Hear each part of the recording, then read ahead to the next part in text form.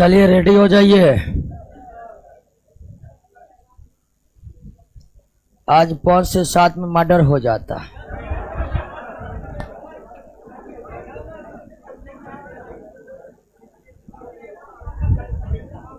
समझे? पिछला बैच में हम पूरा दिमाग लगा के पूरा पढ़ा रहे हैं। अब बीच में हल्ला हो गया। हम सोचे अभी कुछ बोले भी नहीं, गड़बड़ सरबर हल्ला हो रहा है। ठीक है, बाद में पता चला कुछ और गुल खिल रहा है। मैच देख रहा था सर। पढ़ना है, सिस्टम में रह के पढ़ना पड़ेगा। ठीक है, सिस्टम से बाहर कोई जाएगा फिर दिक्कत है। समझे कि नहीं? हाँ,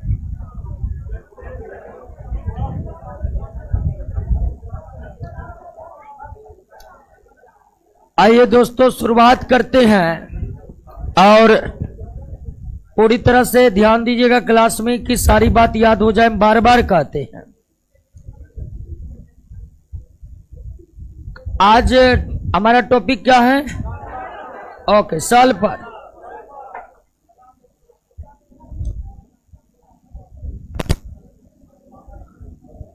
सल्फर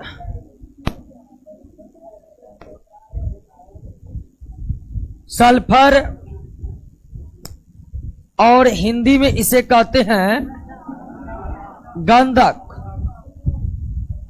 और संस्कृत में इसे कहते हैं सुलवारी।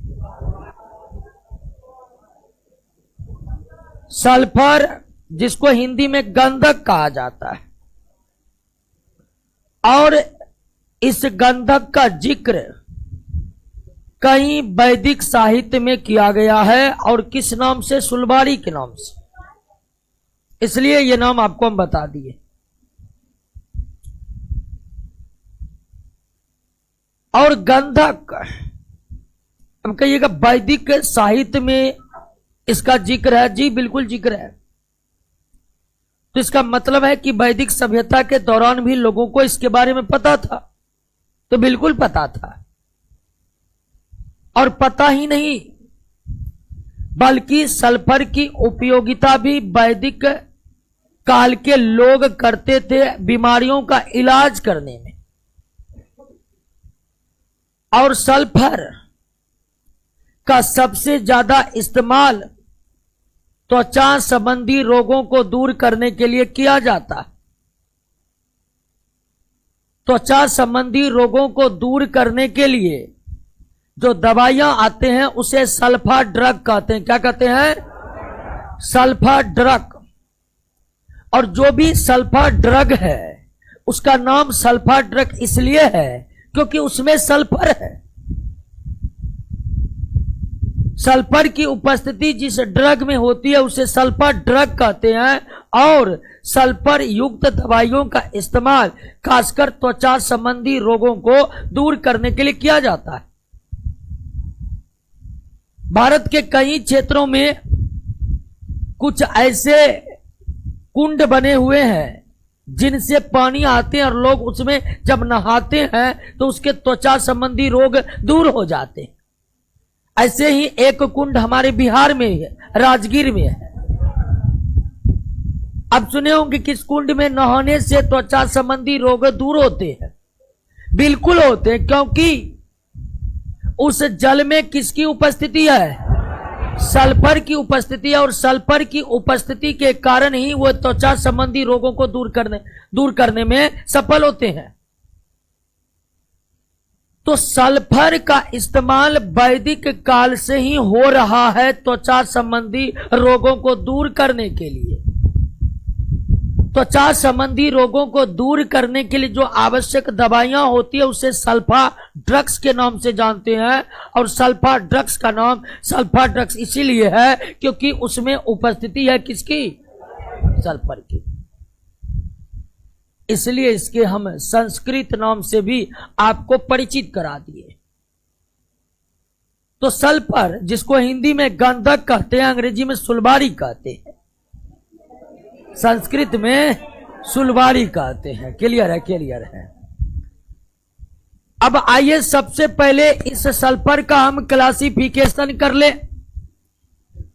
और क्लासिफिकेशन कैसे किया जाता है ये जानकारी तो आपको मिल चुकी है। और अगर सल्फर का एटॉमिक नंबर देखें तो सल्फर का एटॉमिक नंबर 16 और सल्फर का एटॉमिक वेट कितना होता है? 32 होता है। कितना होता है? सल्फर का परमाणु संख्या कितना होता है? 16 होता है। और परमाणु द्रव्यमान कितना होता है? 32 होता है। परमाणु द्रव्यमान कितना होता है? 32 होता है। अब अगर सल्फर यानी कि गंधक का एटॉमिक नंबर 16 है, सल्फर यानी कि गंधक का एटॉमिक नंबर 16 है, तो निश्चित तौर पर सल्फर के परमाणु में इलेक्ट्रॉन कितने होंगे? 16 होंगे। और इन 16 इलेक्ट्रॉन का अगर हम इलेक्ट्रॉनिक कॉन्फ़िगरेशन करें, इलेक्ट्रॉनिक विन्यास करें, तो 1s2 2s2 2p6 3s2 और 3p4, यही ना होगा इलेक्ट्रॉनिक कॉन्फ़िगरेशन। यानी कि फर्स्ट सेल में 2 इलेक्ट्रॉन, सेकेंड सेल में 8 इलेक्ट्रॉन, लास्ट सेल में 6 इलेक्ट्रॉन। तो सल्फर में वैलेंस इलेक्ट्रॉन की संख्या कितनी है? 6 है। और कोर इलेक्ट्रॉन की संख्या कितनी? 10। सल्फर में वैलेंस इलेक्ट्रॉन की संख्या 6 और कोर इलेक्ट्रॉन की संख्या 10। और आप जानते हैं कि क्लासिफिकेशन करते वक्त जब हम इलेक्ट्रॉनिक कॉन्फ़िगरेशन लिख लिए तो निश्चित तौर पर अब इसकी सारी स्थिति का पता हमें चल जाएगा। अगर सल्फर का हम पीरियड को देखें, आवर्त को देखें, तो यह किस आवर्त में होगा? तीसरा आवर्त में होगा। एक तत्व के परमाणु में जितने सेल होते हैं उतना ही उसका क्या होता है? आवर्त होता है। लास्ट इलेक्ट्रॉन किस सब सेल में जा रहा है? पी सब सेल में जा रहा है। तो सल्फर किस ब्लॉक का है? लास्ट इलेक्ट्रॉन पी सब सेल में जा रहा है तो किस ब्लॉक का है? इलेक्ट्रॉन अगर अंतिम इलेक्ट्रॉन अगर पी सब सेल में जाए तो वह पी ब्लॉक का होगा। वैसे भी आप जान गए हैं, इतनी दूर हम इस चैप्टर में आ गए हैं और आप जान चुके हैं कि सभी नॉन मेटल किस ब्लॉक का है? सभी नॉन मेटल किस ब्लॉक का है? पी ब्लॉक का। और अगर पी ब्लॉक का हमें वर्ग यानी कि ग्रुप पता लगाना पड़े, वर्ग पता लगाना पड़े, तो 10 + 6 यानी कि 16। पी ब्लॉक के तत्वों का, पी ब्लॉक के तत्वों का, पी ब्लॉक के एलिमेंट का ग्रुप निकालने के लिए वैलेंस इलेक्ट्रॉन में 10 को जोड़ देते हैं। सल्फर में वैलेंस इलेक्ट्रॉन कितना? 6। इसमें 10 को जोड़ दिए, कितना निकल गया? इस तरह सल्फर मॉडर्न पीरियोडिक टेबल के पीरियड नंबर 3 में है, ब्लॉक पी में है और ग्रुप 16 में। सल्फर आवर्त सारणी के आवर्त 3 में है, वर्ग 16 में है और किस ब्लॉक का है? पी ब्लॉक का। क्लियर हो गया? समझ गए क्लासिफिकेशन को? कोई दिक्कत नहीं ना? तो सल्फर का परमाणु संख्या कितना? 16। सल्फर में वैलेंस इलेक्ट्रॉन कितना? 6।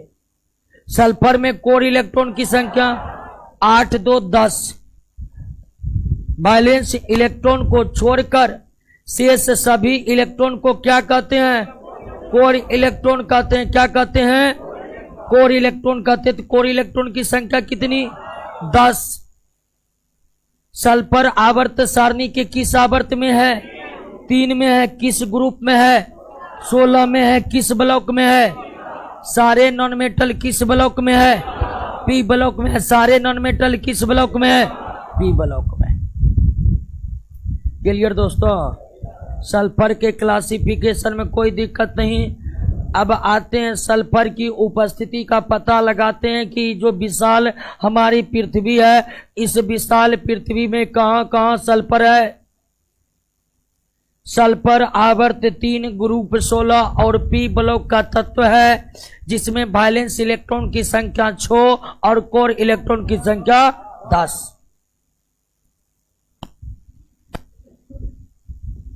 सल्फर की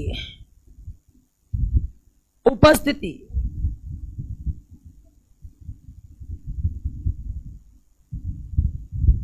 कहां कहां मौजूद है सल्फर, क्योंकि आपको चाहिए सल्फर। आप कहिएगा किस लिए चाहिए सल्फर, तो दवाई तो बना ही दिए हैं सल्फर से, और भी एक काम सल्फर से करेंगे। तो सल्फर चाहिए ही चाहिए। अर्थव्यवस्था को गतिशील बनाने के लिए ऑटोमोबाइल गाड़ियों की जरूरी क्यों और कैसे और कितना महत्वपूर्ण है, ये अब छिपाने वाली तो बात नहीं है। एक दिन ट्रक हड़ताल पर चले जाते हैं तो अर्थव्यवस्था ठहर सी जाती है। और जितने ऑटोमोबाइल है सब में टायर और ट्यूब का इस्तेमाल होते हैं, जो रबर से बने होते हैं, और रबर को मजबूत करने के लिए उसमें क्या मिले होते हैं, सल्फर मिले होते हैं। तो सल्फर की उपयोगिता केवल सल्फर ड्रग बनाकर त्वचा संबंधी रोगों को दूर करना ही नहीं, बल्कि प्राकृतिक रबर को बहुत ज्यादा मजबूत बनाने के लिए उसमें सल्फर मिलाया जाता है। और प्राकृतिक रबर में जब तक हम सल्फर नहीं मिलाएंगे उसकी उपयोगिता नहीं होगी, उसे टायर ट्यूब नहीं बनाए जा सकते हैं। और प्राकृतिक रबर में नेचुरल रबर जो पेड़ों से प्राप्त होते, प्राकृतिक रबर को अगर उपयोग लायक बनाना है तो उसमें क्या मिलाना पड़ता है, सल्फर मिलाना पड़ता है। और प्राकृतिक रबर में सल्फर मिलाकर उसे मजबूत कठोर बनाना रबर का वल्कनीकरण कहलाता है। तो सल्फर की बहुत उपयोगिता है तो हमको सल्फर चाहिए। कहां मिलेगा सल्फर, वही तो पता करेंगे कि कहां कहां है सल्फर। तो सल्फर इस पृथ्वी के विशाल पर्यावरण में सल्फर मुक्त अवस्था में भी मौजूद है और संयुक्त अवस्था में भी मौजूद है। मुक्त अवस्था में भी सल्फर मौजूद है और संयुक्त अवस्था में भी मौजूद है। और संयुक्त अवस्था कहने का मतलब यौगिक के रूप में, कंपाउंड के रूप में। संयुक्त अवस्था में सल्फर किस रूप में मौजूद है, तो आप कई सारे सल्फेट कंपाउंड का नाम सुने होंगे, ferrous sulphate, copper sulphate, magnesium sulphate और सल्फेट ही सल्फेट। तो जितने भी सल्फेट कंपाउंड है, क्या उसमें सल्फर नहीं है, बिल्कुल है। सल्फेट खनिज के अलावे जो सल्फाइड खनिज है, जैसे सिनेबार HgS, जैसे गैलेना PbS, ये सिनेबार, ये गैलेनो सल्फाइड अयस्क है। सल्फेट का मतलब SO4 और सल्फाइड का मतलब अकेला सल्फर। तो आपके पृथ्वी के भूपर पट्टी पर जहां कहीं भी सल्फेट खनिज है, पृथ्वी के भूपर पट्टी पर जहां कहीं सल्फाइड खनिज है, उसमें किसकी उपस्थिति है, सल्फर के रूप में उपस्थिति है। और सल्फर की यह उपस्थिति संयुक्त अवस्था में है। तो सल्फर पृथ्वी के विशाल पर्यावरण में सल्फर मुक्त अवस्था में भी पाए जाते हैं और संयुक्त अवस्था में भी पाए जाते हैं। संयुक्त अवस्था में सल्फर सल्फेट और सल्फाइड खनिज के रूप में पाए जाते हैं, लेकिन मुक्त अवस्था में कहां पाए जाते हैं, तो मुक्त अवस्था में आपको सल्फर मिलेगा कहाँ? ज्वालामुखी क्षेत्रों में। कहाँ मिलेगा? ऐसे क्षेत्र जहां पर सक्रिय और सुसुप्त ज्वालामुखी स्थित है, वहां भूमि के नीचे पर्याप्त रूप से सल्फर उपलब्ध है, कोई कमी नहीं। कभी कभी सक्रिय ज्वालामुखी जब फूटते हैं तो सल्फर की तो नदियां बह जाती है, लोग बाल्टीन में भर भर के सल्फर ले जाते हैं। इतनी ज्यादा सल्फर ही सल्फर। तो मुक्त अवस्था में सल्फर हर जगह नहीं है। मुक्त अवस्था वाली सल्फर कहां उपस्थित है? ज्वालामुखी क्षेत्रों में उपस्थिति है। ज्वालामुखी क्षेत्रों में, ज्वालामुखी क्षेत्र जहां ज्वालामुखी प्रायः आया करते हैं, वहां मिट्टी के नीचे भारी मात्रा में मुक्त अवस्था में सल्फर दबे होते हैं। और कभी कभी ज्वालामुखी विस्फोट होने पर भूमि के नीचे जो मुक्त अवस्था में सल्फर दबे होते हैं, उसकी धारा नदियां बहने लगती है।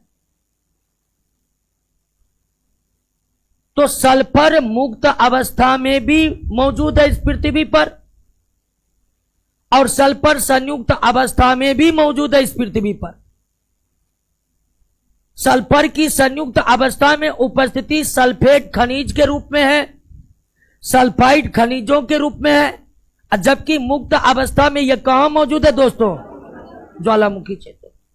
इटली, संयुक्त राज्य अमेरिका, जिन जिन देशों में ज्वालामुखी आते हैं, समझिए उन देशों को सल्फर की कोई कमी नहीं है।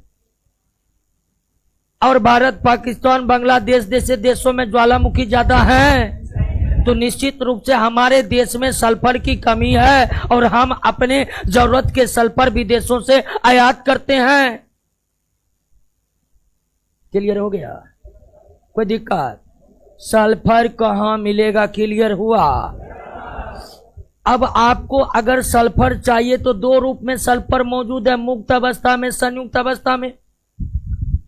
तो सल्फर की जो प्राप्ति की जाती है केवल वहीं से की जाती है जहां सल्फर किस अवस्था में है। अब मुक्त अवस्था में सल्फर कहां पाए जाते हैं? तो जिन जिन देशों में ज्वालामुखी लगातार आते हैं और उन्हें मुक्त अवस्था में सल्फर की जो प्राप्ति हुई है, तो वहीं से सल्फर को निकाला जाता है। सल्फर की प्राप्ति केवल मुक्त अवस्था में उपस्थित जहां पर सल्फर है वहीं से की जाती है। आप कहिएगा कि संयुक्त अवस्था से सल्फर निकालने में क्या दिक्कत है? कोई दिक्कत नहीं, निकलेगा, लेकिन यह निकालना इतना खर्चीला है कि इससे सल्फर निकाल कर बेचेंगे, सोना से भी ज्यादा महंगा बिकेगा।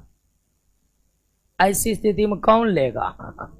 कोई नहीं लेगा। मतलब निकालना तो इससे भी संभव है, लेकिन सल्फेट और सल्फाइड खनिजों से सल्फर को निकालना एक महंगी प्रक्रिया होगी। इसीलिए विश्व में जितने भी जरूरत के सल्फर होते हैं उन्हें उन्हीं क्षेत्रों से निकाला जाता है जहां सल्फर किस अवस्था में मौजूद है? मुक्त अवस्था में मौजूद है। जहां सल्फर किस अवस्था में मौजूद है? मुक्त अवस्था में। तो आइए दोस्तों, मुक्त अवस्था वाले सल्फर को अब भूमि के नीचे है। कहां है? अब सल्फर को निकालना पड़ेगा। क्या निकालना पड़ेगा? निकाल ले। अब सल्फर की उपस्थिति कहां कहां है? क्लियर हो गया? और पूरे वर्ल्ड में कौन से सल्फर को प्राप्त किया जाता है? तो वो सल्फर जो मुक्त अवस्था में मौजूद है, क्योंकि संयुक्त अवस्था से सल्फर निकालेंगे वो बहुत ही महंगा होगा। तो आइए उन जगह से सल्फर को निकाल लेते हैं जहां सल्फर मौजूद है मुक्त अवस्था में। क्लियर? आइए हम सल्फर की प्राप्ति, सल्फर की कहां से की जाएगी? ज्वालामुखी क्षेत्रों से, या जहां पर सल्फर मुक्त अवस्था में पाई जाती है, और जहां सल्फर मुक्त अवस्था में पाई जाती है तो भूमि के नीचे दबे पाई जाती है। और भूमि के नीचे दबे सल्फर,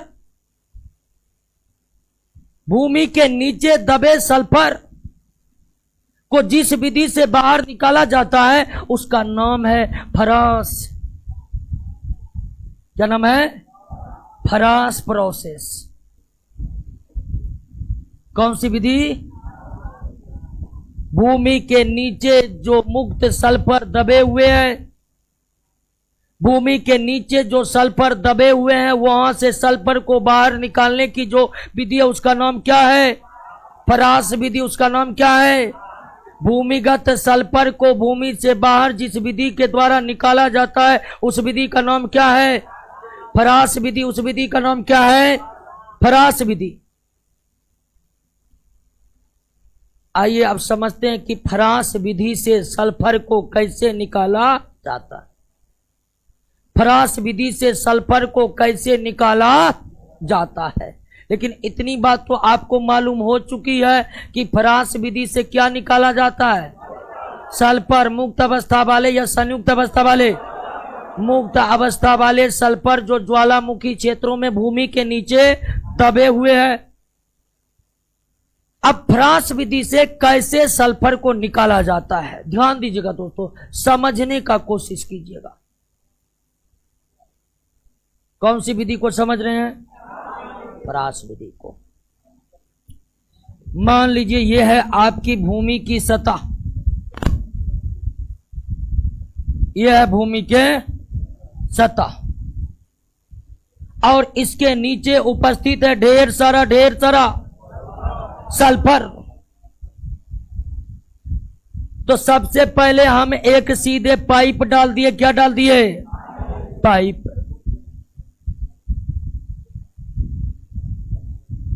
क्या डाल दिए? आपको फरास विधि, आप ये मत समझिएगा चापाकल।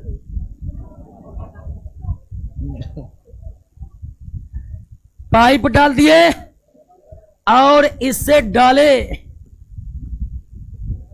गरम जल, खौलता हुआ गरम जल, खौलता हुआ पाइप से होकर खौलता हुआ गरम जल अंदर डाल दिए। अब कहिएगा खौलता हुआ जल डालने से होगा क्या? बहुत अच्छा काम होगा। आप पहले सल्फर का मेल्टिंग पॉइंट जान लीजिए। सल्फर का मेल्टिंग पॉइंट 387 केल्विन या 114 डिग्री सेल्सियस, यानी कि बहुत कम। सल्फर का मेल्टिंग पॉइंट बहुत कम होता है। बहुत कम इसे इसलिए करें कि 100 डिग्री पर तो जल उबलता है, 114 पर क्या उबल चुका है। तो हमने क्या किए, एक पाइप डाले जहां पर जिस भूमि के नीचे सल्फर है, और उस पाइप से डाले क्या? गर्म जल, गर्म खौलता हुआ जल। और खौलता हुआ सल्फर के, खौलता हुआ जल जाएगा सल्फर के पास, तो सल्फर क्या होगा? क्या होगा बताइए? पिघल जाएगा। क्या होगा? पिघल जाएगा, क्योंकि उसका मेल्टिंग पॉइंट बहुत कम है, मात्र 114 डिग्री 387 केल्विन। तो हमने क्या किया कि पाइप डालकर गर्म जल को, खौलते जल को अंदर भेज दिए। इससे हमारे भीतर का सल्फर पूरी तरह से पिघल चुका है, पूरी तरह से पिघल चुका है। अब आइए एक और पाइप डालेते हैं। अब इस पाइप से, ठीक है, इस पाइप से डालते हैं संपीड़ित वायु। क्या डालते हैं? संपीड़ित वायु। संपीड़ित वायु मतलब कंप्रेस्ड एयर। कंप्रेस्ड एयर का मतलब हाईली प्रेशर पर रखा हुआ एयर, हवा, उच्च दाब वाली हवा, जिसको हिंदी में कहते हैं संपीड़ित वायु। अब उस संपीड़ित वायु हाईली प्रेशर एयर को एक पाइप से अंदर भेज दिए जहां सल्फर पहले से पिघला पड़ा हुआ है। अब हाईली प्रेशर पर जो एयर भेजे तो यहां से एक पाइप और लगा दिए। अब हाईली प्रेशर से हवा जा रहा है, एक से खौलता हुआ जल जा रहा है, तो हाईली प्रेशर वाला एयर यानी संपीड़ित हवा जो नीचे जाएगा तो वो उच्च दाब के कारण ऊपर आने की कोशिश करेगा, और ऊपर आने की कोशिश करेगा तो पिघला हुआ सल्फर को लेकर बाहर निकलेगा, पिघला हुआ सल्फर लेकर बाहर निकलेगा, पिघला हुआ सल्फर लेकर बाहर निकलेगा।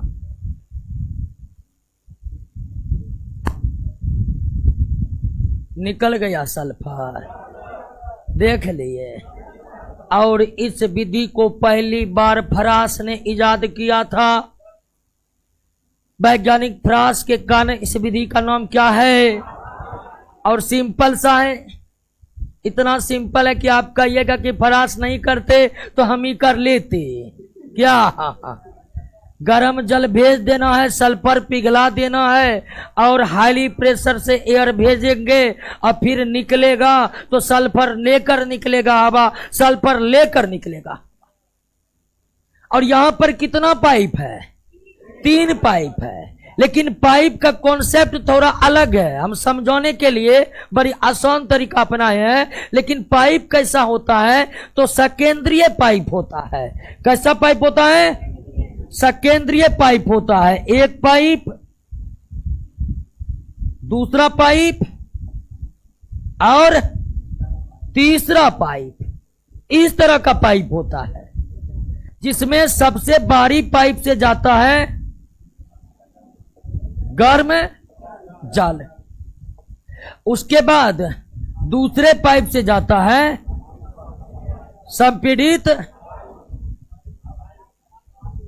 संपीड़ित वायु, और तीसरी से निकलता है आपको यानी बीच वाला से निकलता है। तो पाइप कुछ ऐसा, ऐसे पाइप को सकेंद्रीय पाइप कहते। क्या कहते हैं? सकेंद्रीय पाइप कहते हैं। आप सर्किल वाला चैप्टर में पढ़े होंगे सकेंद्रीय वृत्त की अवधारणा। तो ठीक उसी तरह का पाइप होता है। एक पाइप, इसके बीच में एक पाइप, फिर उसके बीच में एक पाइप। क्लियर हो गया कि नहीं हो गया? तो सल्फर की प्राप्ति केवल वहां से की जाती है जहां सल्फर मुक्त अवस्था में मौजूद है। सल्फर की प्राप्ति संयुक्त अवस्था वाले सल्फर के यौगिक से नहीं की जाती है। सल्फर की प्राप्ति केवल वहीं से की जाती है जहां सल्फर मुक्त अवस्था में मौजूद है,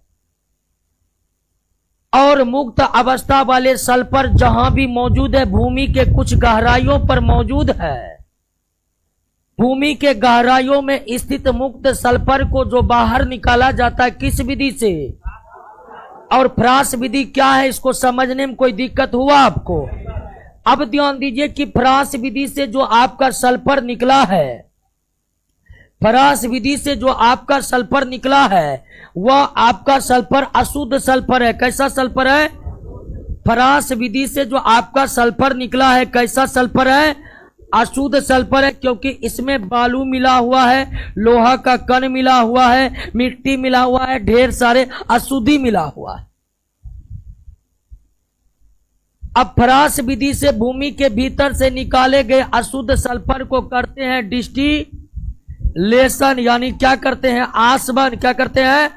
और आसवन विधि से अशुद्ध सल्फर को किसमें बदल लिए जाते हैं? शुद्ध सल्फर में बदल लिए जाते हैं। अब बनाइए सल्फर ड्रग्स। निकल चुका है सल्फर और बिल्कुल क्या हो चुका है? शुद्ध हो चुका है। क्लियर मेरे दोस्त? सल्फर निकल गया, और निकला हुआ सल्फर पूरी तरह से शुद्ध नहीं तो शुद्ध कौन विधि से? आसवन विधि से। फ्रांस विधि से जो सल्फर आपको भूमि से निकला, क्या वो पूरी तरह से शुद्ध है? उसमें अशुद्धता मिली हुई है, और अशुद्ध सल्फर को शुद्ध सल्फर में किस विधि के द्वारा? डिस्टिलेशन विधि के द्वारा। किस विधि के द्वारा? डिस्टिलेशन विधि के द्वारा। क्लियर बात समझ में आई कि नहीं आई? आ गई। तो निकल चुका है सल्फर कौन विधि से? कौन विधि से? तो सल्फर का क्लासिफिकेशन, सल्फर की उपस्थिति और सल्फर की प्राप्ति को हम समझ चुके हैं। अब हम बात करेंगे सल्फर के एलोट्रोप्स। अपरूप पर, अपरूप में तो कोई दिक्कत नहीं, एक ही प्रकार के एटॉम से बना पदार्थ जिनके भौतिक गुण अलग अलग लेकिन रासायनिक गुण क्या हो, समान हो। और इस चैप्टर में हम कार्बन के कई सारे एलोट्रोप्स के बारे में पढ़े, फास्फोरस के कई एलोट्रोप्स के पढ़े, तो ठीक उसी तरह प्रकृति में गंधक के भी एलोट्रोप्स पाए जाते हैं, गंधक के भी अपरूप पाए जाते हैं। गंधक के कितने अपरूप पाए जाते हैं, तो गंधक के 3 अपरूप, 3 अल्फा सल्फर, बीटा सल्फर और गामा सल्फर। सल्फर के कितने अपरूप हैं, 3। सल्फर के कितने एलोट्रोप्स हैं, अल्फा सल्फर, बीटा सल्फर और अब अल्फा सल्फर को रोम्बिक सल्फर भी कहते हैं। क्या कहते हैं, रोम्बिक सल्फर भी कहते हैं। क्या कहते हैं, रोम्बिक सल्फर भी कहते हैं। और बीटा सल्फर को मोनोक्लिनिक सल्फर भी कहते हैं। क्या कहते हैं, मोनोक्लिनिक सल्फर भी कहते हैं। जबकि गामा सल्फर को प्लास्टिक सल्फर कहा जाता है। क्या कहा जाता है, प्लास्टिक सल्फर कहा जाता है। तो सल्फर के कितने एलोट्रोप्स हैं, 3। अल्फा या रोम्बिक सल्फर, बीटा या मोनोक्लिनिक सल्फर, गामा या प्लास्टिक सल्फर, 3 अपरूप है। सल्फर के कितने अपरूप है, अल्फा या रोम्बिक सल्फर, बीटा या मोनोक्लिनिक सल्फर, गामा या। अब आपको हम कार्बन जब पढ़ा रहे थे ये बताए थे कि एलोट्रोप्स अपरूप भी 2 प्रकार के होते हैं, क्रिस्टलीय और अक्रिस्टलीय, रबेदार बेरबेदार। अपरूप भी कितने प्रकार के होते हैं, 2 प्रकार के। तो ये जो अल्फा सल्फर और बीटा सल्फर है ये कैसा अपरूप है, क्रिस्टलीय अपरूप है। ये कैसा अपरूप है, और गामा क्या है, अक्रिस्टलीय या बेरबेदार अपरूप है। अब यह बताने की जरूरत तो है नहीं कि क्रिस्टलीय क्या है और क्रिस्टलीय क्या है, डिटेल में बता चुके इस बात को। तो सल्फर के 3 अपरूप पाए जाते हैं, 2 क्रिस्टलीय और 1 अक्रिस्टलीय, 2 क्रिस्टलीय और 1 सल्फर के क्रिस्टलीय अपरूप कौन कौन है, अल्फा और बीटा और अक्रिस्टलीय अपरूप। अब यहां पर देखिए कि अल्फा को रोम्बिक भी कहा जाता है, बीटा को मोनोक्लिनिक और गामा को। तो इस नाम का उपयोग कम किया जाता है, इस नाम का उपयोग ही ज्यादा किया जाता है। क्लियर। तो सवाल है कौन नाम याद रखेंगे, दोनों नाम याद रखिए। अवश्य तो हम बोलते हैं केवल क्वेश्चन ही याद रखिए, क्या खेल समाप्त है, कोई दिक्कत नहीं ना।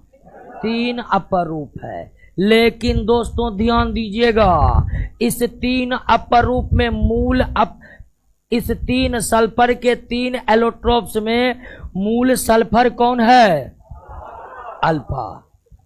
अल्फा को मूल सल्फर हम इसलिए बोल रहे हैं कि बाकी बीटा और गामा का निर्माण इसी अल्फा से किया जाता है। 3 प्रकार के सल्फर में मूल सल्फर बीटा और गामा है,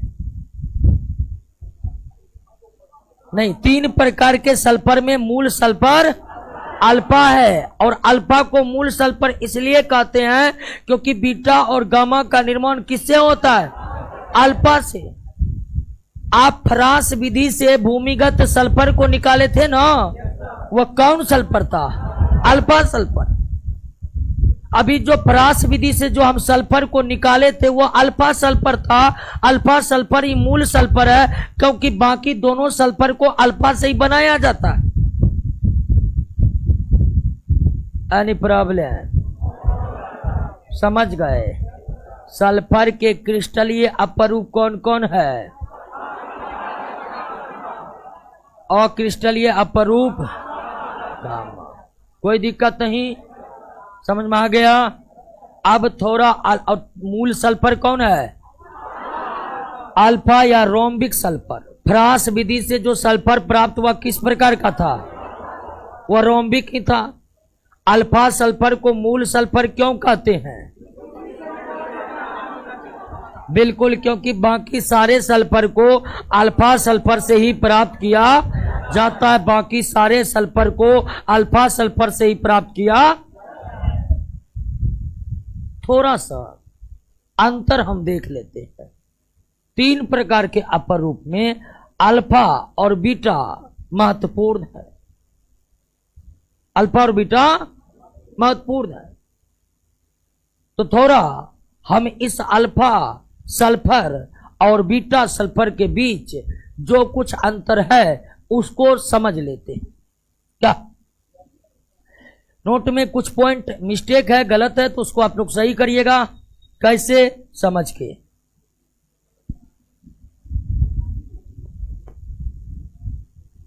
अल्फा सल्फर यानी कौन sulphur? Rhombic. Rhombic rhombic rhombic. Beta sulphur monoclinic sulphur. इन दोनों के बीच कोई बहुत ज्यादा अंतर नहीं है, बहुत ज्यादा अंतर नहीं है। यानी आप श्वेत और लाल फास्फोरस के बीच के डिफरेंस को देखे थे ना, बहुत ज्यादा डिफरेंस था। डिफरेंस ही डिफरेंस। लेकिन उतनी अधिक डिफरेंस की संभावना अगर आप यहां खोज रहे हैं तो कोई जरूरी नहीं है, क्योंकि उतना ज्यादा डिफरेंस दोनों के बीच। पहला डिफरेंस, अल्फा तो मूल सल्फर है। ये जो अल्फा सल्फर है हल्के पीले रंग का ठोस होता है, जबकि ये गहरे पीले रंग का ठोस होता है। नोट में उसको ही गहरा पीला बना दिया है कि ना है? तो उसको सही कर लेंगे, हम पहले बता दिए। तो रोम्बिक सल्फर या अल्फा सल्फर हल्के पीले रंग का ठोस पदार्थ है, जबकि बीटा यानी कि मोनोक्लिनिक सल्फर गहरे पीले रंग का ठोस पदार्थ। यानी सल्फर ठोस अवस्था में पाई जाती है, लेकिन आपको बताए थे जो धातु ठोस भी है तो वो मोम की तरह मुलायम है, मोम की तरह मुलायम।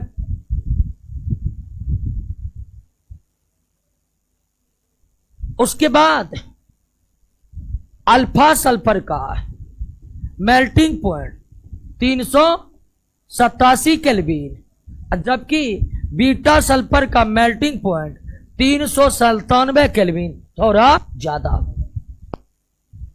थोड़ा ज्यादा। उसके बाद अल्फा सल्फर का घनत्व 2.06 ग्राम प्रति मिलीलीटर। ध्यान दीजिएगा, घनत्व को अलग यहां पर तरह से हम व्यक्त कर रहे हैं। और अगर बीटा सल्फर की बात करें तो इसका घनत्व होता है 1.96 ग्राम प्रति मिलीलीटर।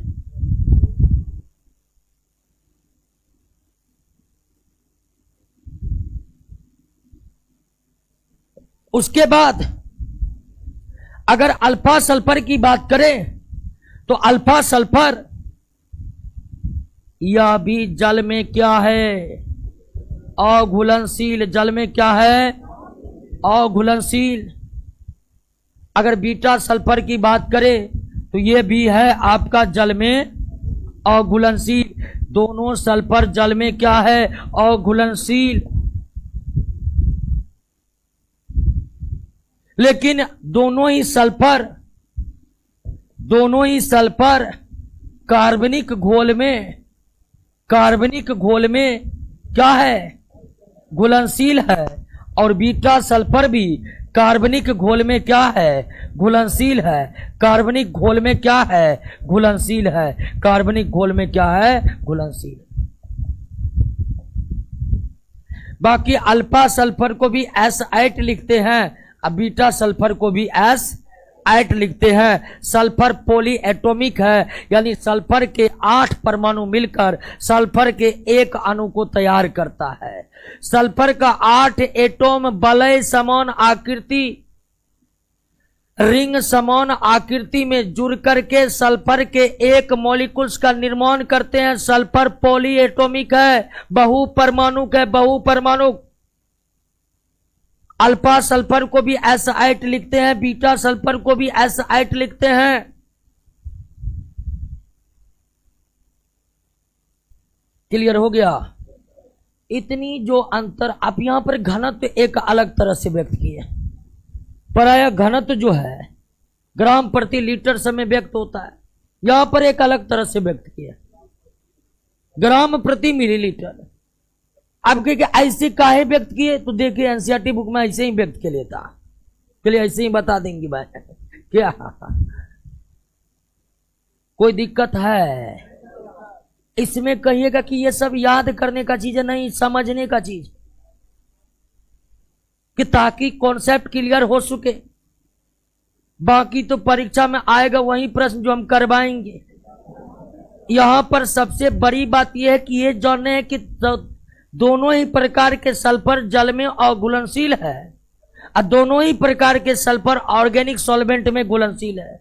दोनों ही प्रकार के सल्फर ऑर्गेनिक सॉल्वेंट में घुलनशील है।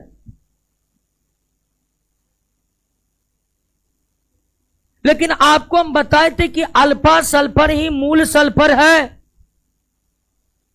बाकी सारे सल्फर को अल्फा या रोम्बिक सल्फर से ही बनाया जाता है।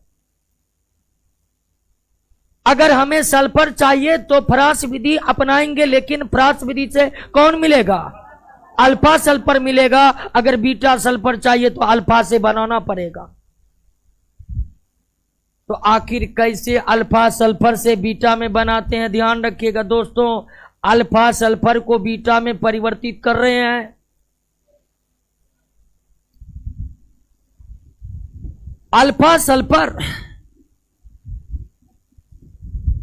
यानी कि रोम्बिक सल्फर,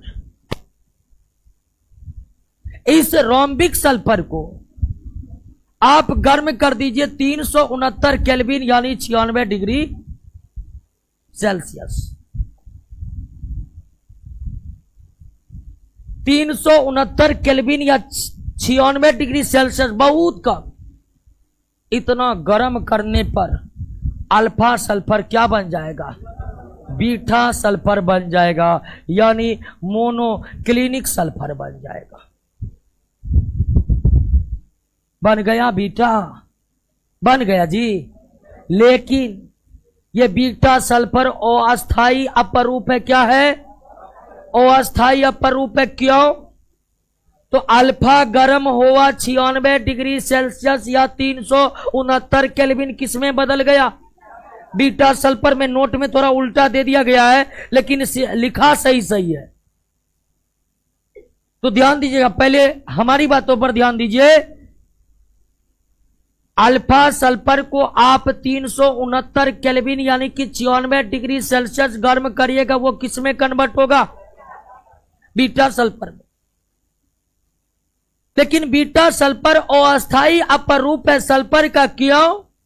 तो अगर बीटा सल्फर को आप उस जगह पर रख दिए जहां पर टेम्परेचर 96 से कम है, तो अपने आप बीटा सल्फर किस में कन्वर्ट हो जाएगा? अल्फा में। और अल्फा को जाकर वहां स्टोर कर दिए जहां का टेम्परेचर 96 से ज्यादा है, तो अपने आप अल्फा किस में बदल जाएगा? यानी सल्फर जो है ना वो 96 डिग्री सेल्सियस से कम ताप पर अल्फा में रहते हैं, और उससे ऊपर के ताप पर अपने आप क्या बन जाते हैं? बीटा में बदल जाते हैं। और ये जो टेम्परेचर है, ये जो टेम्परेचर, इसको ट्रांजिशनल टेम्परेचर कहा जाता है, यानी कि इसको कहा जाता है संक्रमण ताप।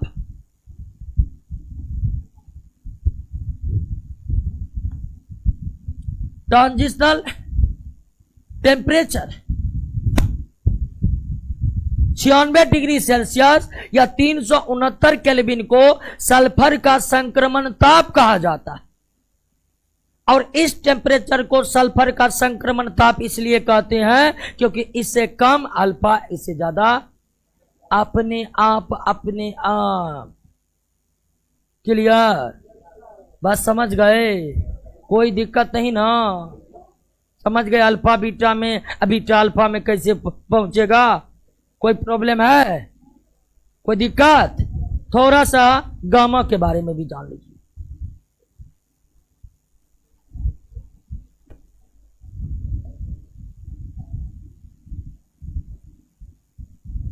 गामा सल्फर, या इसको क्या कहते हैं? Plastic sulphur.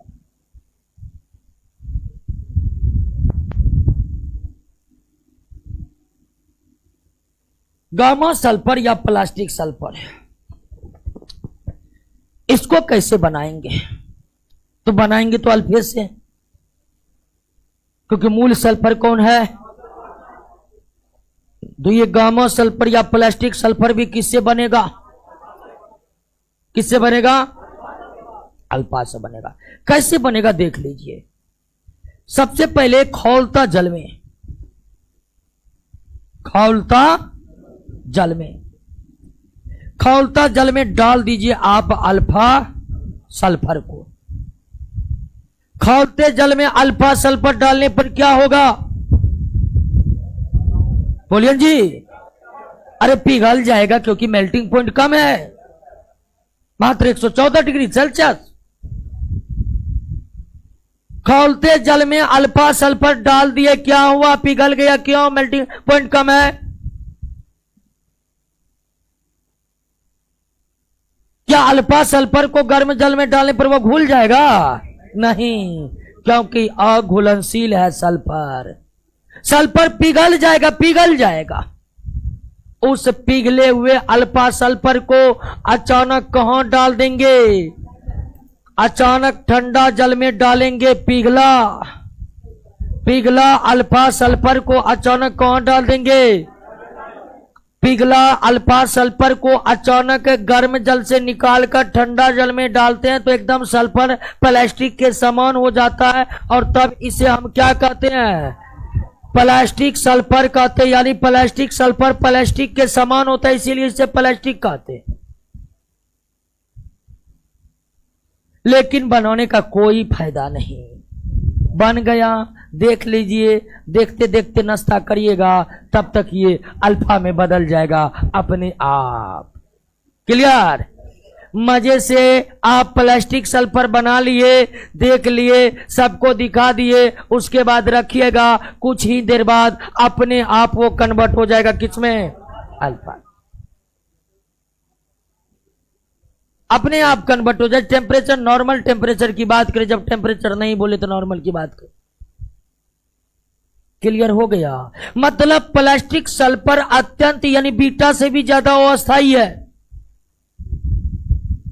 अपने आप इसको बंद कमरे में रखिए, अल्फा में कन्वर्ट हो जाएगा। तो उबलते हुए गंधक को ठंडे जल में डालने पर कौन गंधक बनता है? प्लास्टिक सल्फर बनता है। और यह सल्फर का अपर रूप है, और क्रिस्टलीय अपर रूप है। प्लास्टिक या गामा सल्फर कैसा अपर रूप है? और क्रिस्टलीय अपर रूप है। कैसा अपर रूप है? क्लियर हो गया? Sulphur is clear. अब क्या होगा सल्फर का? अब कुछ हो सकता है? सल्फर का क्लासिफिकेशन कर डाले, पूरा पृथ्वी से खोज निकाले, फिर पृथ्वी पर जहां जहां मिला उससे नीचे में डबल था उसको ऊपर निकाले, अल्फा बीटा गामा में बांटे, और फिर अल्फा बीटा के बीच जो थोड़ा बहुत अंतर था उसको समझे, और गामा और प्लास्टिक सल्फर आपके सामने में है। क्या करिएगा इसका? जब तक करिएगा तब तक वो अल्फा में कन्वर्ट रहेगा, तो कुछ नहीं कर सकते आप इसका। क्लियर? कोई दिक्कत? समझ में आ गई? आ गई।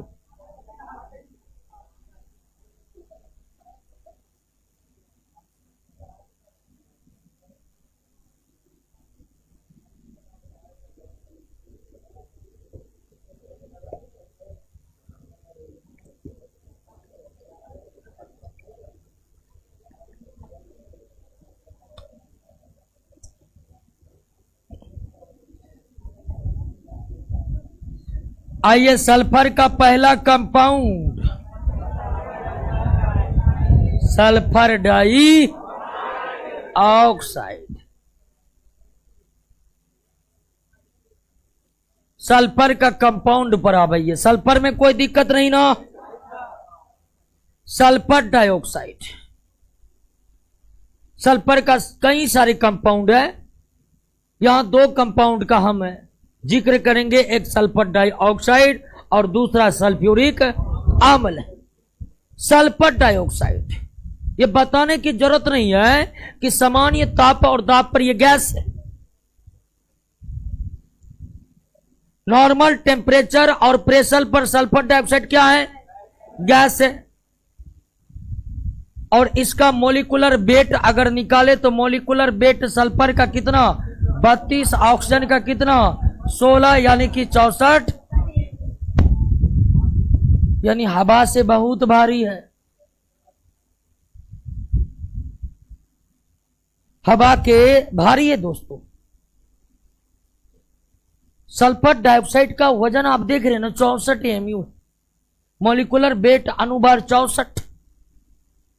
सल्फर डाइऑक्साइड हवा से हल्की या हवा से भारी?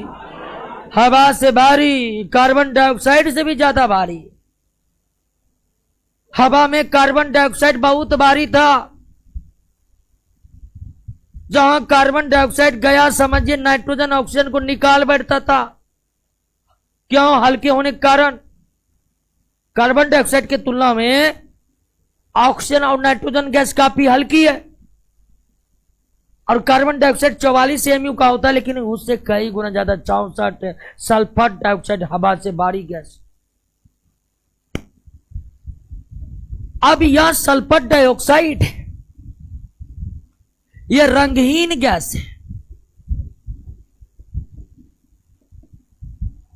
ये बदबूदार गैस है, मतलब बहुत खराब गंध मारता है।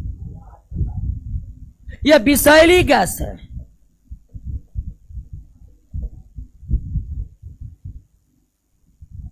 सल्फर डाइऑक्साइड कलरलेस रंगहीन गैस है, बदबू मारता है इस गैस, और यह विषैली गैस है। तो एक तरह से सही है जी। क्या? विषैली गैस बदबू मारे तो एकदम कहिए बहुत अच्छा है।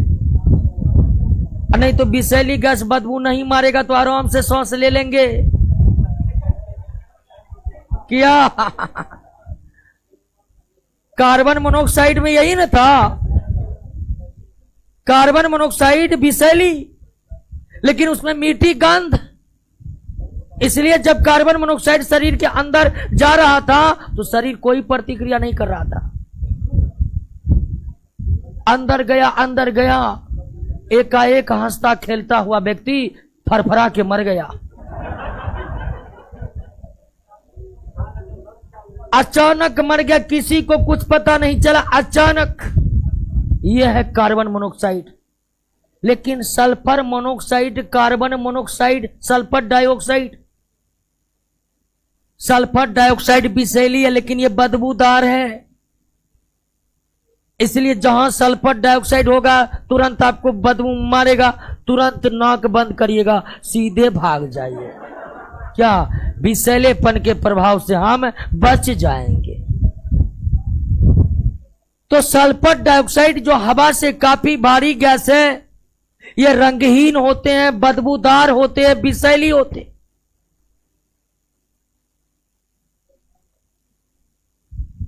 और यह जल में घुलनशील गैस है। जल में घुलनशील गैस है, वाटर सोल्यूबल। अब आप कहिएगा कि गैस तो जल में घुलते नहीं थे। अरे नहीं घुलते थे तो क्या हुआ? सल्फर डाइऑक्साइड घुलता है, घुलनशील गैस है। लेकिन अमोनिया इतना क्षमता नहीं है। अमोनिया तो पागल की तरह घुलता है, पानी देखा नहीं घुलना चालू कर दिया। लेकिन सल्फर डाइऑक्साइड वैसा नहीं है, यह सिर्फ घुलनशील है, अमोनिया के तरह अत्यंत घुलनशील नहीं है। और अगर सल्फर डाइऑक्साइड जल में घुल गया तो जल में घुलकर बनाता H2SO3, और इस H2SO3 को कहते हैं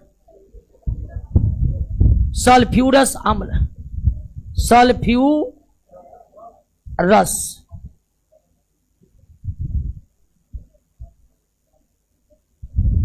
सल्फ्यूरस अम्ल कहते हैं। और ये जो सल्फ्यूरस अम्ल है, इसकी उपस्थिति जल के भीतर ही होती है, जल के बाहर नहीं।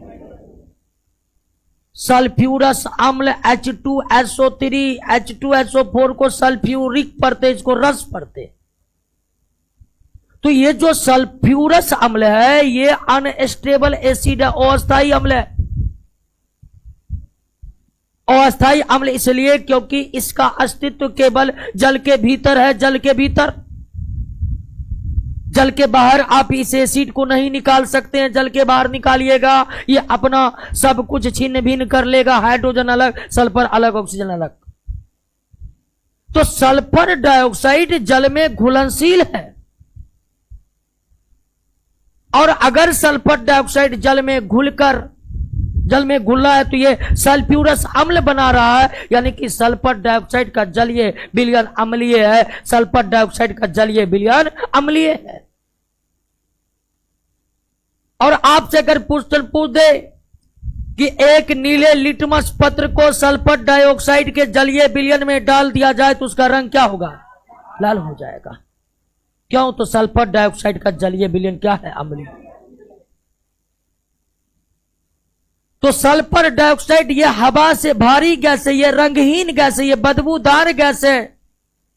सांस लेने पर बहुत जोर जोर से खांसी आती है, ज्यादा सांस लेने पर आदमी मर जाता है, क्योंकि ये विषैली गैस।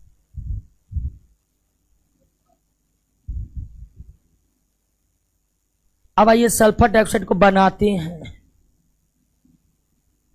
ठीक है। सल्फर डाइऑक्साइड बनाने की विधि। सल्फर डाइऑक्साइड को तैयार करते, कैसे तैयार कर सकते हैं? अब आपको कहिएगा कि विषैली गैस तैयार कर रहे हैं क्या करना है इससे? अरे बहुत चीज करना है, कम से कम विषैला कीटनाशक तो बना सकते हैं जी, हैं? कीटनाशक का तो इस्तेमाल हो ही सकता है, लेकिन सल्फर डाइऑक्साइड का व्यापक रूप से इस्तेमाल सल्फ्यूरिक अम्ल बनाने में किया जाता है। सल्फ्यूरिक अम्ल बनाने के लिए और भी कई सारे उपयोग है।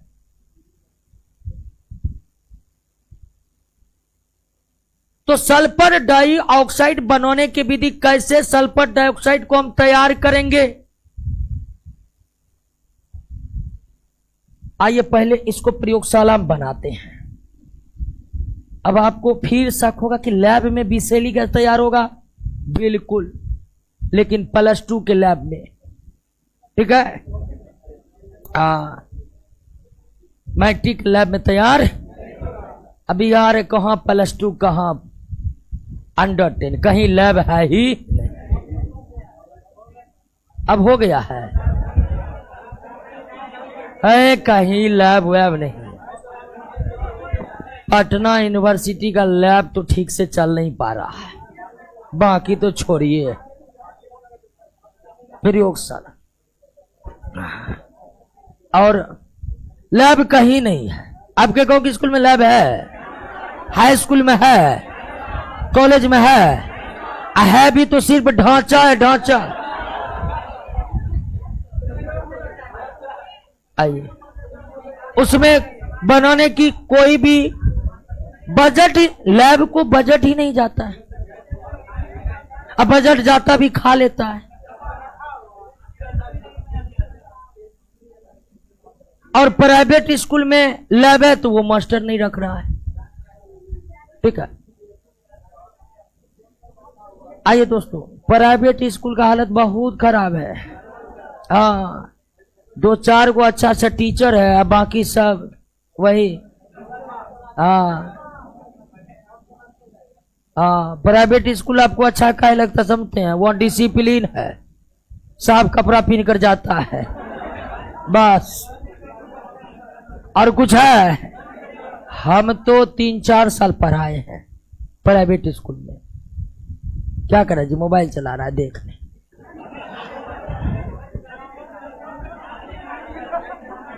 आइए आइए ध्यान दीजिए।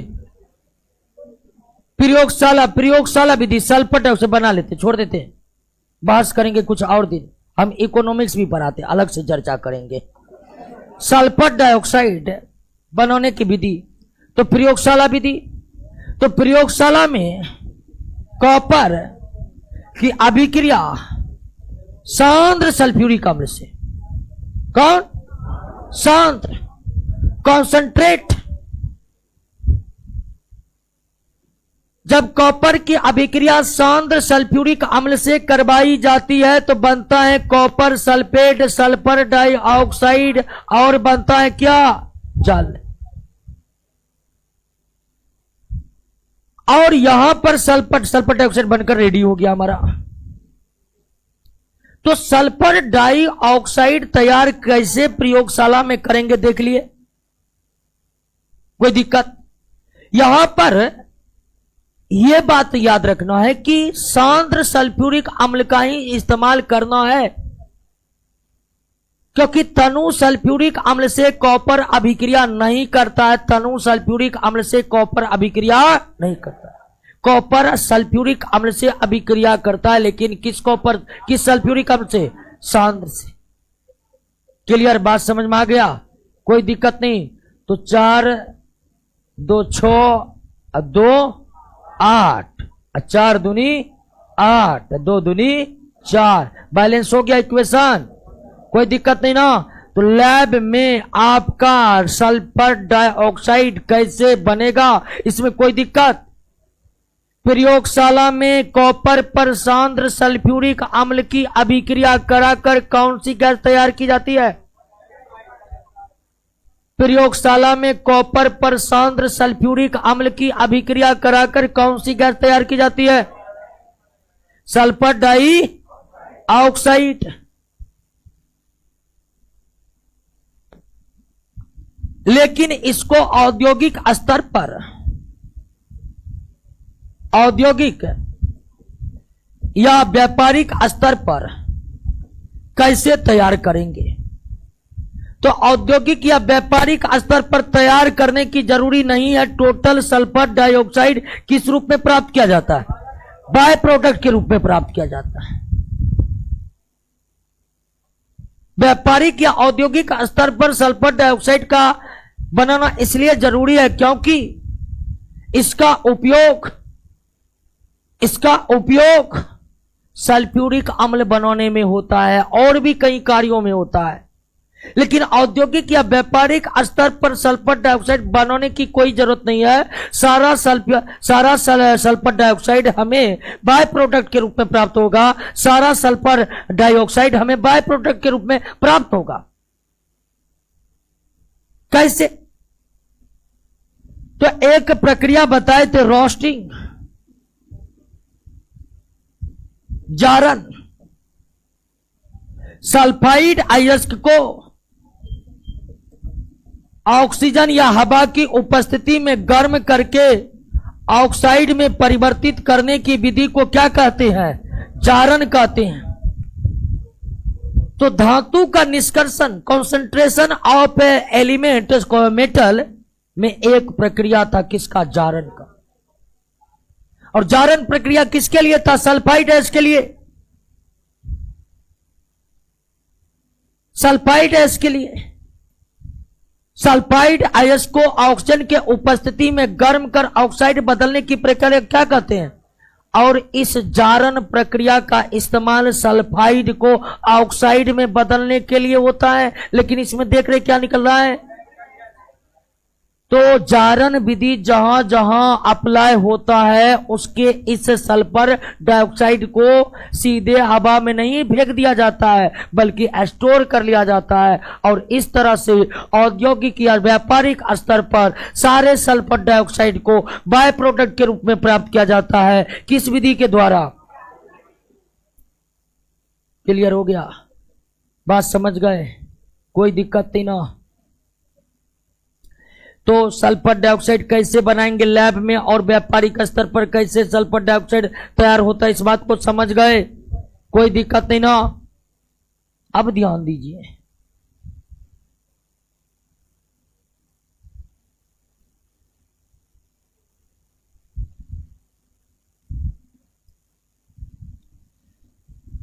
सल्फर डाइऑक्साइड, अभी तक आप क्या पढ़े हैं कि यह हवा से भारी है क्योंकि इसका वजन 64 MU।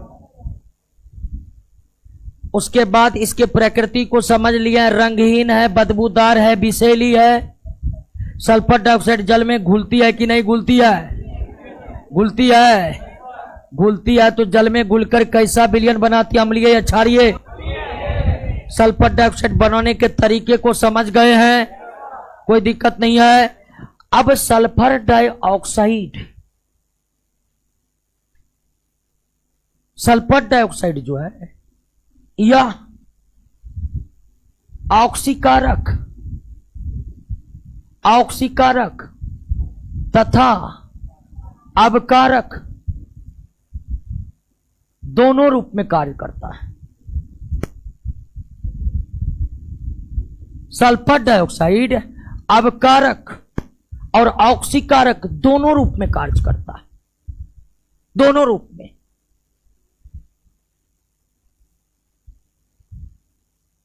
अब सल्फर डाइऑक्साइड ऑक्सीकारक तथा अवकारक दोनों रूप में कार्य करता है। और ऑक्सीकारक अवकारक क्या है, ये बात तो हम समझ ही रहे। पूरा का पूरा इसके लिए एक चैप्टर ही समर्पित है ऑक्सीडेशन रिडक्शन का। सल्फर डाइऑक्साइड के अणु की आकृति देखिएगा तो इसके अणु की आकृति अंग्रेजी के भी अक्षर के समान है, इस तरह से। और इसका जो बंधन कोण है दोस्तों,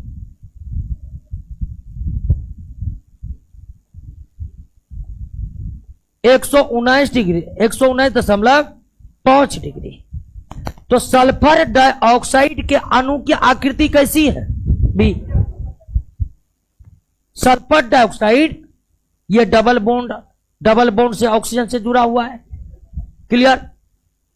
डबल बॉन्ड से 2 ऑक्सीजन से जुड़ा है सल्फर डाइऑक्साइड। तो इसके मॉलिक्यूल्स का स्ट्रक्चर अंग्रेजी के भी अक्षर के समान है। और इसके बीच का बंधन कोण कितना होता है? 119.5। और हाइब्रिडाइजेशन हम आप लोगों को नहीं पढ़ाए हैं, लेकिन फिर भी अगर सल्फर डाइऑक्साइड का हाइब्रिडाइजेशन पूछेगा तो क्या होगा? sp2। हाइब्रिडाइजेशन पर अगर पूछ दे तो सल्फर डाइऑक्साइड का हाइब्रिडाइजेशन sp2। क्लियर हो गया, बात समझ गए? तो सल्फर डाइऑक्साइड जो कि एक विषैली बदबूदार गैस है जो जल में घुलकर अम्लीय विलयन बनाती है, यह सल्फर डाइऑक्साइड ऑक्सीकारक अवकारक दोनों के तरह काम करता है। सल्फर डाइऑक्साइड की अणु की आकृति अंग्रेजी के भी अक्षर के समान होता है। इसका हाइब्रिडाइजेशन क्या होता है? sp2। सल्फर डाइऑक्साइड का बंधन कोण,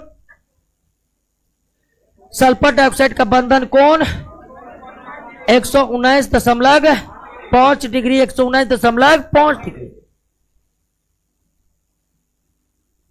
एक लड़का कमेंट कर रहा है कि जीरा लाने बोल दीजिए, कॉल नहीं लग रहा है। बाबू बिना जीरा का खाना नहीं बनता क्या जी? जीरा डाले।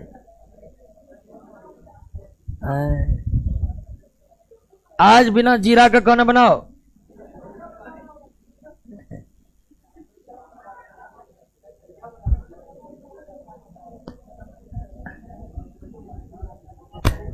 यह है प्रिंस यादव, कमेंट कर रहा है कि अमित मामा को बोल दीजिए जीरा लाना। कौन है मामा हो? आप ये मामा है? कायल मामा तंग कर रहे हैं। चलिए आज मामा जीरा लेके नहीं जाइएगा तो ठीक है, आज बिना जीरा का खाना। तो ऑक्सीकारक अवकारक दोनों के तरह। अब सल्फर डाइऑक्साइड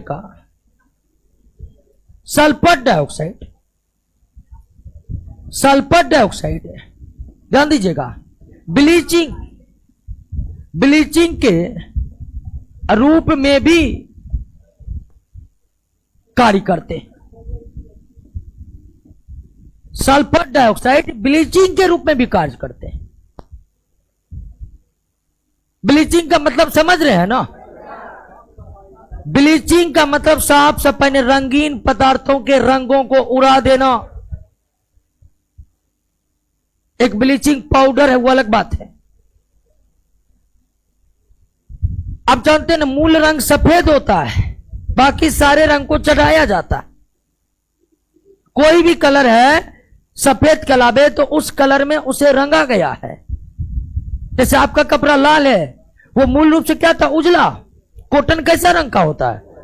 बाकी कॉटन का कोई भी अन्य रंग है तो उस पर चढ़ाया गया है। तो रंगीन पदार्थों के रंगों के उड़ा देने की प्रक्रिया को ब्लीचिंग कहते हैं। रंगीन पदार्थों के रंगों को उड़ा देने की प्रक्रिया को क्या कहते हैं? सबसे प्रबल ब्लीचिंग एजेंट है क्लोरीन। पावरफुल, बहुत powerful chlorine. Sulphur dioxide chlorine के इतना तो शक्तिशाली ब्लीचिंग नहीं है, लेकिन यह भी ब्लीच करने का कार्य करता है। थोड़ा सा आप समझने का कोशिश कीजिएगा कि अगर सल्फर डाइऑक्साइड ब्लीच करने का कार्य करता है तो यह सल्फर डाइऑक्साइड ब्लीच करने का कार्य कैसे करता है? तो सबसे पहले सल्फर डाइऑक्साइड जल की उपस्थिति में ही ब्लीच करने का कार्य करता है। जल की उपस्थिति में यह H2SO4 बनाता है और 2 हाइड्रोजन परमाणु का क्या करता है? त्याग। 2 हाइड्रोजन परमाणु का क्या करता है? त्याग करता है। बैलेंस हो गया है। तो सल्फर डाइऑक्साइड ब्लीचिंग के रूप में भी काम करता है, लेकिन यह क्लोरीन इतना शक्तिशाली ब्लीचिंग नहीं है। अब यह सल्फर डाइऑक्साइड जो ब्लीचिंग का काम करता है, यह जल की उपस्थिति में ही करता है। जल की उपस्थिति में, जल की उपस्थिति में सल्फर डाइऑक्साइड कितने हाइड्रोजन परमाणु को छोड़ा?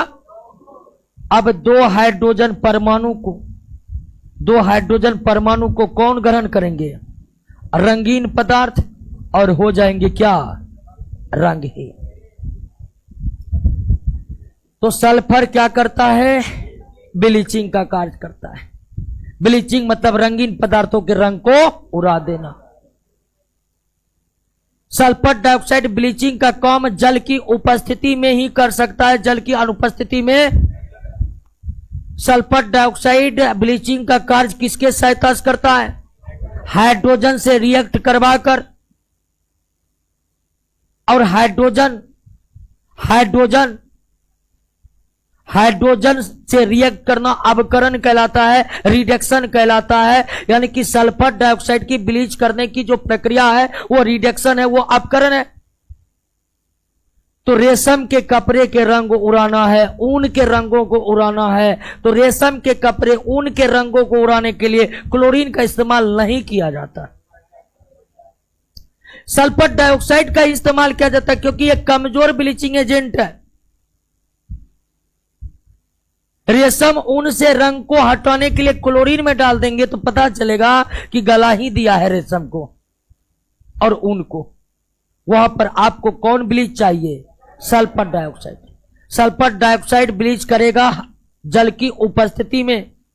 सल्फर डाइऑक्साइड ब्लीच करेगा हाइड्रोजन के सहायता से। सल्फर डाइऑक्साइड का ब्लीच जो पावर है वो बहुत कम है, इसीलिए मासूम सफाई सल्फर डाइऑक्साइड। क्लियर? हाँ। आप जो डिटर्जेंट यूज करते हैं उसमें क्लोरीन के कंपाउंड है। आप जो इजी सब लिक्विड वाला इस्तेमाल करते हैं उसमें सल्फर डाइऑक्साइड है, उसमें लिखेगा नो क्लोरीन। तो नो क्लोरीन तो साफ कैसे होगा? सल्फर डाइऑक्साइड है उसमें। क्लियर हो गया? बात समझ गए?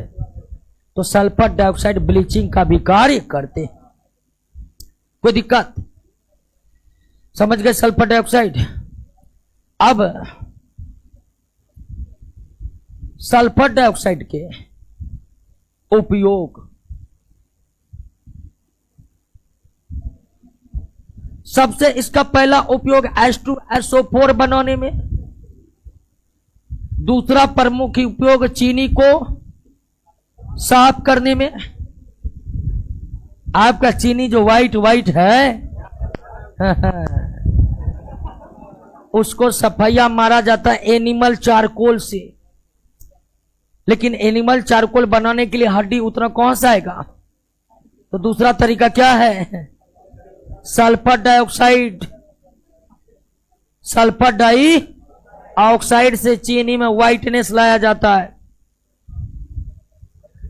तीसरा एंटी क्लोर बनाने में, एंटी क्लोर बनाने में सल्फर डाइऑक्साइड का इस्तेमाल किस रूप में किया जाता है?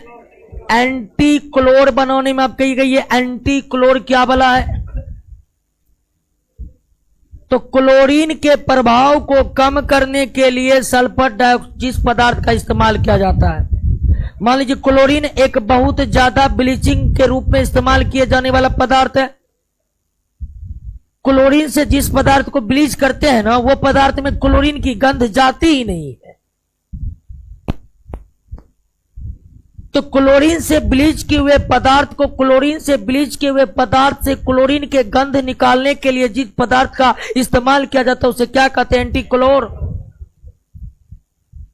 क्लोरीन से जिस पदार्थ को ब्लीच किया है उस पदार्थ से क्लोरीन के गंध निकालने के लिए जो पदार्थ का इस्तेमाल करते हैं उसे कहते हैं एंटी क्लोर, और सल्फर डाइऑक्साइड का इस्तेमाल एंटी क्लोर के रूप में किया जाता है।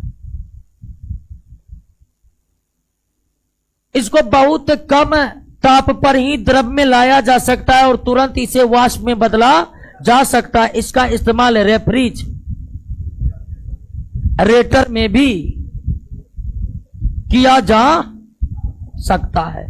रेफ्रिजरेटर में भी किया जा सकता है, लेकिन सबसे ज्यादा इस्तेमाल, दूसरा सबसे ज्यादा इस्तेमाल और ब्लीचिंग के रूप में इसका इस्तेमाल हम कर ही सकते हैं। रेशम, ऊन जैसे मासूम कपड़ों को ब्लीच करने के लिए किसका इस्तेमाल किया जाता है? क्लोरीन का इस्तेमाल नहीं किया जाता। किसका इस्तेमाल किया जाता है? सल्फर डाइऑक्साइड का ब्लीच करने की जो टेक्निक है वो अपकरण है या ऑक्सीकरण? क्या है? अपकरण। क्लियर हो गया? सल्फर डाइऑक्साइड में इतना ही जानना है। अब आइए सल्फ्यूरिक अम्ल H2SO4। सल्फ्यूरिक सबसे सामान्य अम्ल किसे कहते हैं? सल्फ्यूरिक अम्ल। आप अपने दैनिक जीवनों में जितनी बार एसिड करते हैं तो आप किस एसिड की बात कर रहे होते हैं? यह सामान्य अम्ल है। यह सबसे ज्यादा उपयोग में लाया जाने वाला अम्ल है। यह सबसे सस्ता अम्ल है और इसे ऑयल ऑफ विट्रियोल भी कहते हैं। क्या कहते हैं? ऑयल ऑफ विट्रियोल भी कहते हैं, यानी कशिश का तेल। कशिश का विट्रियोल। विट्रियोल का मतलब SO4 होता है। सल्फेट को क्या कहते हैं? विट्रियोल। और सल्फ्यूरिक एसिड को देखने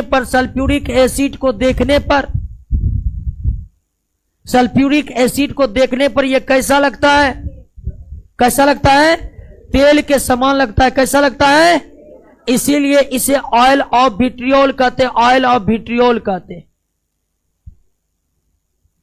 आप जानते हैं कि अगर किसी भी राष्ट्र के बारे में आपको पता लगाना है कि एक देश का केमिकल इंडस्ट्रीज, रसायन उद्योग कितना ज्यादा डेवलप्ड है, तो आप सीधे पता लगाए कि उस देश में कितना सल्फ्यूरिक अम्ल का इस्तेमाल उत्पादन होता है। सल्फ्यूरिक एसिड इतना महत्वपूर्ण उद्योग है कि आप चाहते हैं कि अगर किसी देश के रासायनिक उद्योगों के प्रगति का अनुमान लगाने के लिए तो सिर्फ आप पता कर लीजिए कि उस देश में कितना सल्फ्यूरिक एसिड का प्रोडक्शन होता है। ऐसा कोई उद्योग नहीं है कि जहां पर सल्फ्यूरिक अम्ल का इस्तेमाल ना होता। आटा चक्की मिल है, वहां पर साफ करने के लिए यही अम्ल का इस्तेमाल होता है। कपड़ा मिल है, वहां पर गंदगी साफ करने के लिए यही अम्ल का इस्तेमाल किया जाता है। घरों में देखे होंगे किचन सब में जब तेल की परत काफी बैठ जाती है, डिटर्जेंट से साफ नहीं आता है तो खरीद कर लाते एसिड, हल्का सा गिरा देते हैं, सब गंदगी धुआं धुआं। क्या इस्तेमाल किया है कभी? बच के, क्योंकि यह बहुत ही ज्यादा संक्षारक घातक है। त्वचा पर गिर जाएंगे, फोफले बना देंगे। तो सल्फ्यूरिक अम्ल पूरे अर्थव्यवस्था में सबसे ज्यादा उपयोग किया जाने वाला अम्ल है, क्योंकि यह सबसे सस्ता अम्ल है। ऐसा कोई उद्योग ही नहीं है जहां पर इसका इस्तेमाल ना किया जाता हो। और सबसे ज्यादा इसका इस्तेमाल सफाई के लिए, बैटरी में जो एसिड डालते हैं वो कौन एसिड होता है? सल्फ्यूरिक एसिड होता है। घरों में प्राय साफ करने के लिए, बाथरूम सब साफ करने के लिए एसिड लगाते हैं, कौन एसिड होता है? सल्फ्यूरिक एसिड होता है। और इसे ऑयल ऑफ विट्रियोल कहते हैं। यह कलरलेस होता है, यह लिक्विड होता है और इससे धुआं जैसे निकलते रहते हैं। और इस अम्ल में धुआं नहीं, फ्यूम निकलते रहते। क्यों? यह बता रहा कि यह बहुत ही पावरफुल एसिड है, बहुत ही पावरफुल। त्वचा पर गिर गया तो फोफले बना देगा। अब इस अम्ल का इस्तेमाल किस रूप में किया जाता है? तो सबसे पहले सफाई के रूप में, बैटरी में डालने के लिए, विस्फोटक बनाने के लिए, उर्वरक बनाने के लिए, ढेर सारे कार्य हैं। इसके बिना, इस अम्ल के बिना अर्थव्यवस्था ठाड़ सी जाएगी। धातुओं में महत्व जितना लोहा का है, अम्लों में महत्व उतना सल्फ्यूरिक का भी। आइए बना डालते हैं इसको।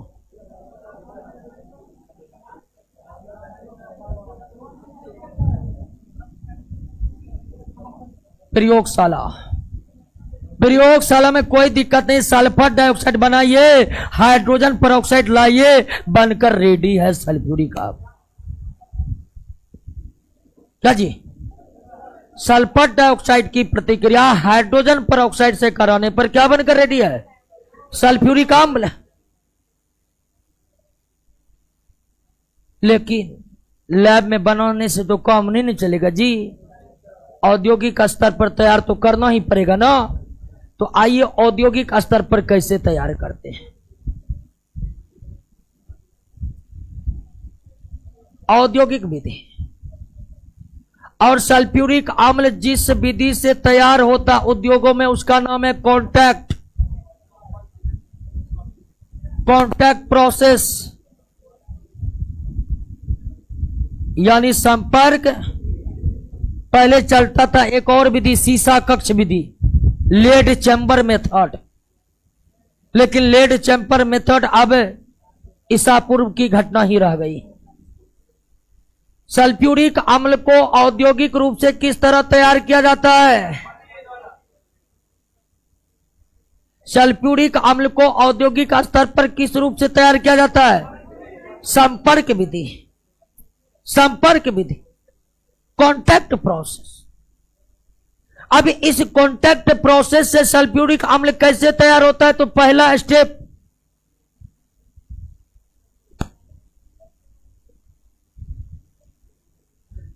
स्टेप सल्फर को जला दीजिए, पहले बनाइए सल्फर डाई।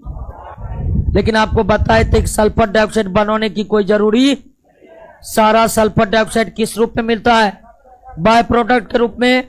तो सल्फ्यूरिक अम्ल को संपर्क विधि से तैयार करने के लिए सबसे पहले हमें चाहिए क्या? सल्फर डाई ऑक्साइड, जिसको बाय प्रोडक्ट के रूप में जारन विधि से प्राप्त किया जाता है। लेकिन जारन विधि नहीं है तो फिर सल्फर को जलाकर सल्फर डाइऑक्साइड बनाइए। लेकिन ऐसा बहुत कम किया जाता है, बहुत कम किया जाता है, लगभग नहीं ही किया जाता है। बस समझने के लिए हम लिख दिए हैं। कॉन्टैक्ट प्रोसेस का पहला स्टेप देख लिए। पहला स्टेप सल्फर डाइऑक्साइड लाएंगे, नहीं तो बनाएंगे, लेकिन बनाने से अच्छा है ले आना, क्योंकि फ्री मिलेगा। दूसरा, फ्री का इसलिए हम इस्तेमाल क्योंकि बाय प्रोडक्ट से निकल रहा था। अब सल्फर डाइऑक्साइड का ऑक्सीजन की उपस्थिति में ऑक्सीकरण कराकर क्या बनाएंगे? Sulphur trioxide. और कॉन्टैक्ट प्रोसेस का सबसे इंपॉर्टेंट रिएक्शन यही है, सल्फर डाइऑक्साइड को ऑक्सीजन से अभिक्रिया कराकर क्या बनाना? सल्फर ट्राइऑक्साइड बनाना। जितना सल्फर ट्राइऑक्साइड बनेगा, जितना सल्फर ट्राइऑक्साइड बनेगा, सल्फ्यूरिक एसिड की मात्रा उतनी ही ज्यादा होगी। और यहां पर एक कैटलिस्ट का इस्तेमाल किया जाता है, कौन? प्लेटिनम। कौन से कैटलिस्ट? और कैटलिस्ट आप जानते हैं जो अभिक्रिया के दर को बढ़ा देते हैं। लेकिन जानते हैं पहले प्लेटिनम का इस्तेमाल किया जाता है। आजकल प्लेटिनम की जगह पर वेनेडियम पेंटा ऑक्साइड, पहले यहां पर कैटलिस्ट का रूप में किसका इस्तेमाल होता था? लेकिन अब इस्तेमाल होता है वेनेडियम पेंटा ऑक्साइड का। ऐसा क्यों? तो सबसे पहले अगर इस कैटलिस्ट का इस्तेमाल करें तो ज्यादा से ज्यादा सल्फर ट्राइऑक्साइड बनेगा। यह कैटलिस्ट इससे सस्ता है और यह कैटलिस्ट ज्यादा यूज करने पर यह विषैले पदार्थ के रूप में परिवर्तित हो जाते हैं। यह विषैले पदार्थ के रूप में परिवर्तित। तो कॉन्टैक्ट प्रोसेस में पहले प्लेटिनम का इस्तेमाल होता था, लेकिन जब से वैज्ञानिक ने वेनेडियम पेंटाऑक्साइड की खोज की, प्लेटिनम का उपयोग कम संपर्क विधि में उत्प्रेरक के रूप में इस्तेमाल होना बंद हो गया। पहला कारण काफी महंगा होना। दूसरा, जितना वर्क वेनेडियम पेंटाऑक्साइड करता है उतना वर्क ये नहीं करता है। तीसरा कारण, प्लेटिनम विषैला पदार्थ में परिवर्तित हो जाता है रासायनिक अभिक्रिया के दौरान, लेकिन ये नहीं होता है।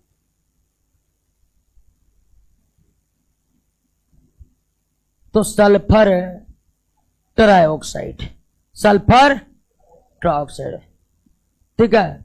2 3 दूनी 6, 2 2 तो 2 दूनी 4, 2 6 हो गया बैलेंस। अब सल्फर ट्राइऑक्साइड को पहले से तैयार सांद्र सल्फ्यूरिक अम्ल में डालेंगे। अब कहिएगा बनाना शुरू की है, पहले से तैयार कौन सा हो गया है? कोई दिक्कत नहीं है, पहले हम तैयार करना ही पड़ेगा। संपर्क विधि में पहले से तैयार कुछ सल्फ्यूरिक अम्ल आपको चाहिए ही चाहिए। तो कहिएगा ये कैसे होगा? प्रयोगशाला में जाकर बना लेंगे, अब कॉन्टैक्ट प्रोसेस में ले आएंगे, कोई दिक्कत? आपको पहले से तैयार कुछ चाहिए। अब इस रिएक्शन के बाद बनता H2H2O7 ओलियम। इसे क्या कहते हैं? ओलियम, या पायरोसल्फ्यूरिक अम्ल भी कहते हैं। इसे ओलियम भी कहते हैं और पायरोसल्फ्यूरिक अम्ल भी कहते हैं। कॉन्टैक्ट प्रोसेस का लास्ट रिएक्शन H2H2O7, इसको कहते हैं ओलियम, या इसको और दूसरा नाम कहते हैं पायरो सल्फ्यूरिक अम्ल। इसको सुधूम सल्फ्यूरिक अम्ल भी कहते हैं, फ्यूमिंग सल्फ्यूरिक एसिड भी कहते हैं। अब इस ओलियम को डाल दीजिए किसमें, और बनकर तैयार है आपका सल्फ्यूरिक अम्ल। क्लियर? ये था दोस्तों कॉन्टैक्ट प्रोसेस। तो कॉन्टैक्ट प्रोसेस के दूसरे रिएक्शन में कैटलिस्ट का इस्तेमाल हुआ है, और कॉन्टैक्ट प्रोसेस का सबसे महत्वपूर्ण रिएक्शन यही दूसरा रिएक्शन है। जितना ज्यादा सल्फर ट्राइऑक्साइड बनेगा उतने ही ज्यादा सल्फ्यूरिक अम्ल का निर्माण होगा। क्लियर? कोई दिक्कत? सल्फर समझ गए? मिलिए दोस्तों अगले क्लास में, आगे के नॉन मेटल पर हम चर्चा करेंगे।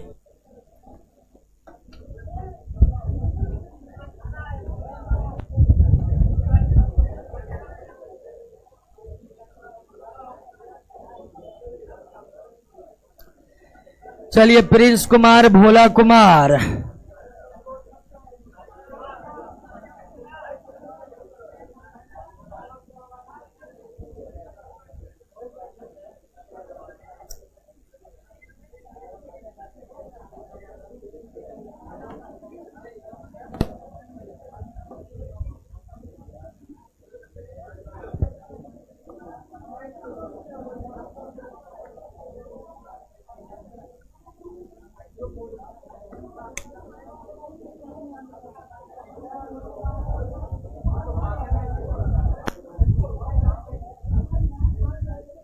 ओके दोस्तों, मिलते हैं अगले क्लास में। गुड नाइट तब तक के लिए।